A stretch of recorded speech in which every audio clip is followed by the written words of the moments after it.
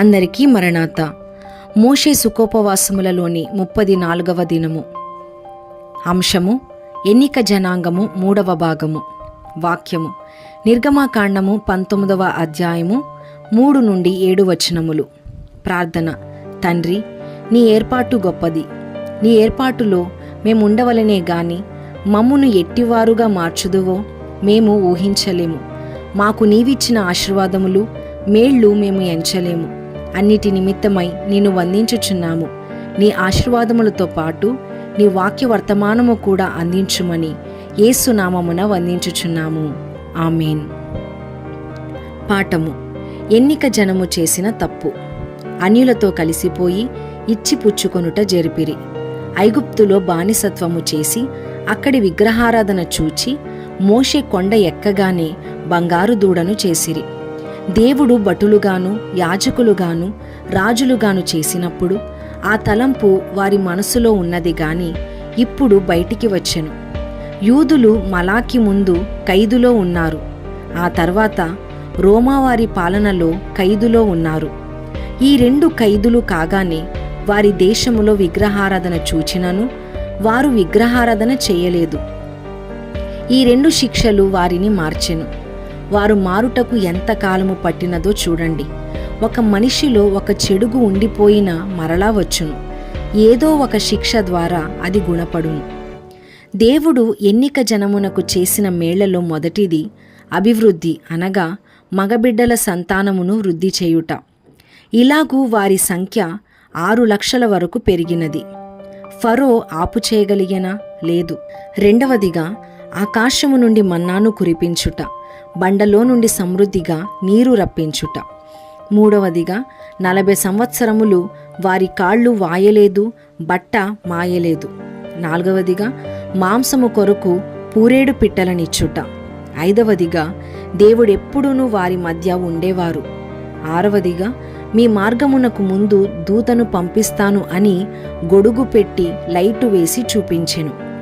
ఏడవదిగా అరణ్యములో ఉప్పు కారము చింతపండు లేదు, అయినను వారు అన్ని భోజన పదార్థములు అనుభవించిరి. అలాగూ దేవుడు తన జనమునకు అన్ని ఉపకారములు చేశాడు. ఎన్నిక జనమునకు సదుపాయములు ఎన్నైనా కుమ్మరించి వేస్తాడు. ఎన్నిక జనమునకు ఎన్ని సదుపాయములు చేసెనో అవి అన్నీయు సంగమునకు చేయును. అన్నీ కుమ్మరింపులే, కావలసిన వాటికంటే ఎక్కువగా ఇచ్చును.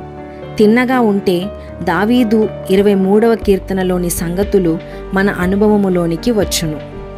ఎన్నిక జనాంగమునకు దేవుడు చేసిన మేళ్ళు. దేవుడు వారికి సంతానాభివృద్ధి చేసెను. 6 లక్షల వరకు పెరిగిరి. ఫరో తగ్గించ ప్రయత్నించినను దేవుడు వృద్ధి చేసెను. యూదులు వేటిని పెంచిన మందలు మందలైపోవుట, తుదకు వారు మందలు మందలైపోయారు. తప్పులు చేస్తే శిక్షించిరి గాని జనము వృద్ధి పొందుచూనే ఉన్నారు. వర్తకము చేస్తే వృద్ధి పొందిరి. రాజులైపోవుచున్నారు. వారే కాదు, వారు పెంచిన జీవరాశులు కూడా అభివృద్ధి పొందినవి. మోషేను ఉపాధ్యాయునిగా ఇవ్వడము.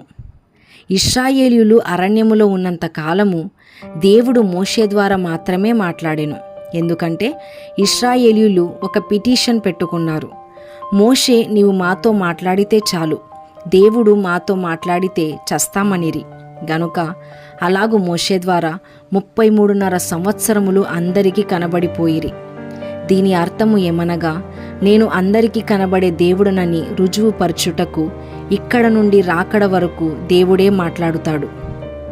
4వదిగా ఆకాశము నుండి మన్నా. 5 బండ నుండి మంచి నీరు కుమ్మరించుట, ఇది మహోపకారము. 6 మాంసము కూడా ఇచ్చెను. 7 ఇంకొకటి, కాళ్ళు వేయలేదు, బట్ట మాయలేదు, వారికి చాకలి లేడు, ఇది ఎక్కువ ఆశ్చర్యకరముగానున్నది. 1 సంతానాభివృద్ధి. 2 మోషే ద్వారా మాట్లాడుట. 3 మన్నా.